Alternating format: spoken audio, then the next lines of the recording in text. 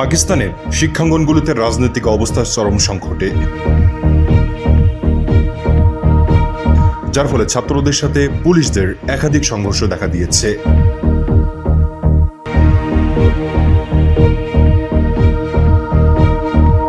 গতকাল পাকিস্তানের একটি গণমাধ্যমে এমন একটি ভিডিও ভাইরাল হয়।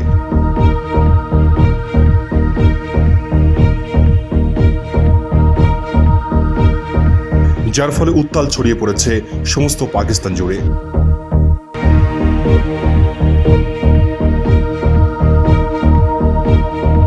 তবে কি বাংলাদেশের মতো পাকিস্তানেও ছাত্র আন্দোলন ঘটতে যাচ্ছে নতুন উদ্যমে?